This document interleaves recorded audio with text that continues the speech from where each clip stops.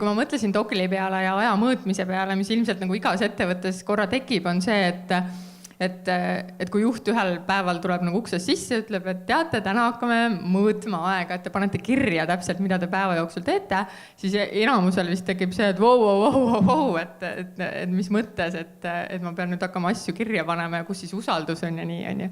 Et ilmselt seda case'i tuleb palju ja mis te tavaliselt sellel puhul teete või kuidas nagu saavad kliendid otsa peale sellega, et inimesed oleksid valmis seda tiimides tegema? See on tõesti selline asi, mis tekitab küsimusi ja tekitab vastuseisu. Aga see oleneb kõik sellest, kuidas seda serveerida.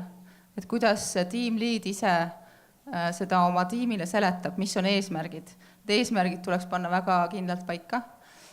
Tuleks leppida kokku, et mida nende andmetega tehakse. Et neid ei kasutataks mingi karistus eesmärgil, eks ole, vaid neid kasutatakse selleks näiteks, et leida, kes teeb kogu aeg pidevalt ületunde näiteks, et jagada siis ülesanded ümber või samamoodi, et vaadata palju reaalselt mingite projektide tegemiseks läheb ja teha siis vastavalt sellele mingisugused ümberkorraldused.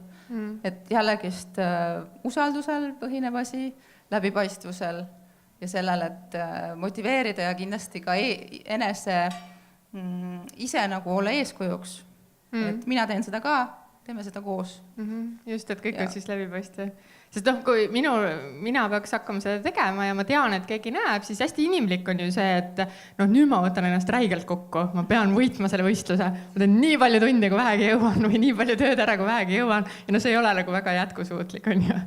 Ma tean, kus ühte kasutajate gruppi, kes tõesti iganädalaselt prindibki välja selle tulemustiku, paneb selle seinale ja inimesed ongi nagu kas see ohtlik ei ole?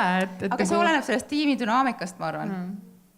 Et kui ei ole nagu, see ei ole pedestaalil, kes teeb hästi palju nagu tunde, vaid tuleb panna omad kindlad eesmärgid, mis töötavad sinu tiimile.